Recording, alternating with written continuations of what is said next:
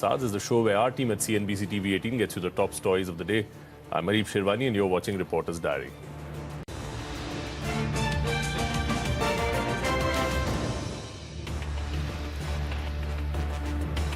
Our top focus this evening, the coronavirus outbreak in China has claimed over 1,100 lives so far. Over 45,000 people have been tested positive, and the death toll is rising at a rate of 19%. But the rate of people recovering from the disease is also rising at 81%.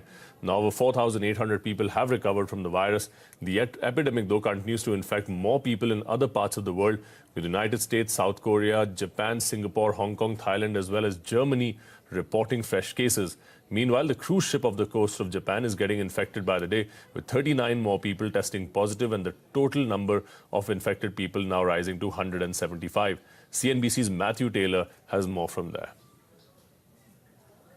For the first time since the 30th of January, the number of reported coronavirus cases has slowed. Authorities on mainland China reporting new cases, though, with the death toll increasing by 97 to 1,113 as of the end of yesterday, and now more than 44,000 cases on the mainland alone. More than 2,000 new cases were reported, but that is the slowest daily increase since the end of January. Some experts in China say that the peak of the virus could now be in sight, with the outbreak potentially over by April. But officials at the World Health Organization say the coronavirus, or COVID-19 as it is now known, remains public enemy #1 and is potentially worse than terrorism. Take a listen. A virus can have more powerful consequences than any terrorist action. And that's true. And if the world doesn't want to wake up and consider this enemy virus as public enemy #1, I don't think we will learn from our lessons. Elsewhere, the chairman of the US Federal Reserve, Jerome Powell, speaking on Capitol Hill in Washington, adding that the long-term impact of the virus is still too hard to measure. That is the latest. Back to you. Let's also listen to what Tech Mahindra's CEO and Managing Director C.P. Gurnani had to say about the potential negative impact of the coronavirus on the Indian economy.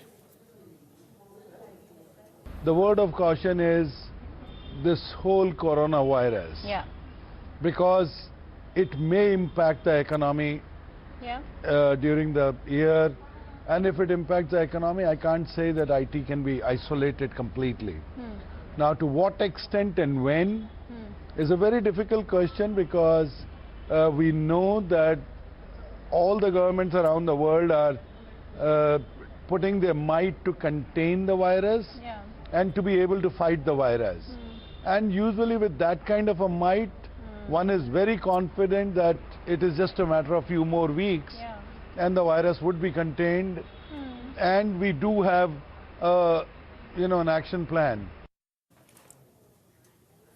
And Indian IT is spearheading the digital transformation. That's the unanimous opinion of Indian top tech CEOs who have gathered at the NASSCOM Technology and Leadership Forum 2020 in Mumbai.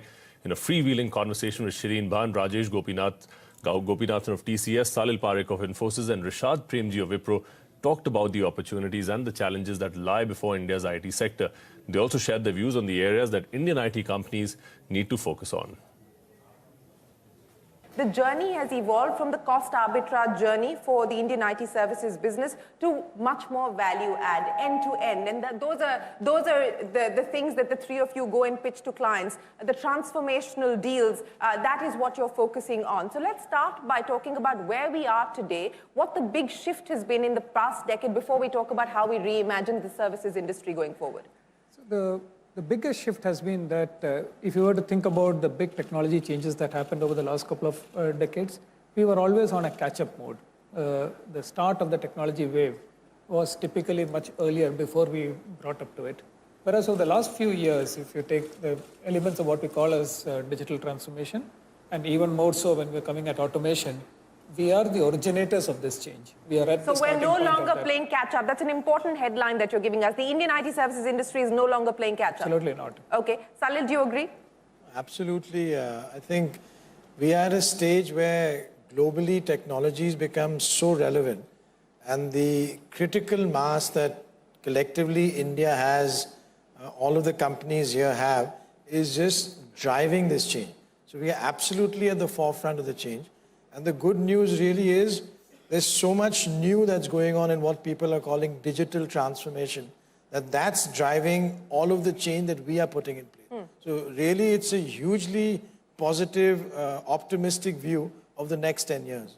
Optimistic, yes, but to build on Rajesh's point that if we're no longer paying catch up and if the Indian IT services industry is actually the origin and the driver of new innovation and new change, give me an example of what we've seen happen.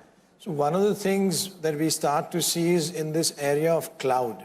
There are a lot of players who build cloud ecosystems, but the way we have started to build within India with different companies, the way to switch between clouds, the way to create cloud-independent growth scenarios, that's quite innovative. And each of the companies here, many of the companies in the audience are doing that today. And we are seeing clients. Who's most innovative of each of the companies sitting here? Frankly, these are the most innovative companies, so it's a privilege to be with them in any case. But we see that across all of our client base. And we see that there's a huge amount of respect that clients have for that level of innovation that many of these companies bring to those clients. Okay, Rishad, build on that. Yeah, yes, please. Can I challenge the question in itself? Please. Because I think we've got to break this idea of Indian companies versus global companies. Yeah. The reality is some of the global companies today have more people in India than some of us have here. True. Right? So the concept is not about whether you're global or Indian. The reality is we're all multinational companies. Right. The Indian companies began with Indian heritage, so they tend to have more Indian talent than some of the global companies. So I think that philosophy has completely changed. The other thing that's changed, it's not only technology companies that have a presence here. It's actually customers and then enterprises we were talking about earlier. You know, I was talking with a customer earlier who's a large global bank, and they have more people here. They're building a talent base here, not for cost and quality, but for strategic differentiation. So they would tell you, don't walk our corridors of London and New York to get business. Walk our corridors of Hyderabad and Chennai and Mumbai and Pune. Right? So the philosophy has changed dramatically. So I would not pile Indian companies and global companies separately because we're all leveraging a very similar talent base, which is a very, very powerful and qualified talent base. And with the latest acquisitions, Capgemini is the largest company in the intelligent industry of the future. That's the word coming in from Capgemini India's CEO Ashwin Yardi. Speaking to CNBC-TV18, Yardi also weighed in on the coronavirus threat, saying it has not impacted business in a major way since the company has a relatively smaller presence in China. Kritika Saxena caught up with Ashwin Yardi and began by asking him how Capgemini is battling geopolitical worries. As a company, if you would have seen, we are quite bullish in what is known as intelligent industry. So in that context, very recently we sort of got the controlling stake in Altran. Okay, Altran's close to 3+ billion revenues, focused quite a bit on the engineering side of business. Capgemini also has a big footprint in engineering, and the idea is through these two companies bringing them together, we would be one of the largest, or probably by far the largest, in what we call as intelligent industry future. Okay, so for us, while we have refreshed our portfolio, we are working on several aspects of it. One of the biggest areas of focus will be intelligent industry, and that's what we'll work on. In terms of geopolitical, especially for Capgemini, we have a unique position in the sense, while 50% of Capgemini is in India, 50% of Capgemini also is in the countries, and it's traditionally a model where we have always hired locally. You know, may it be France, may it be Europe, may it be US. So for us, our model has always been in some sense immune to some of the challenges what some of our competitors would face. So we have not seen a major impact because of the geopolitical challenges. A couple of players over here have been talking about how the coronavirus is impacting their clients, and as a result of that impacting certain economies, which of course could impact Indian IT.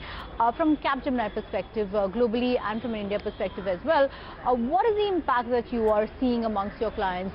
Could this affect you in the near term, or for a short-term period? So frankly, a bit too early to say that. In that sense, our business in China itself is relatively smaller. So We have close to 2,000 people in China, relatively smaller business. So the immediate impact of business within China is very, very limited. On that note, we'll slip into a short break. Coming up on the other side, global online retail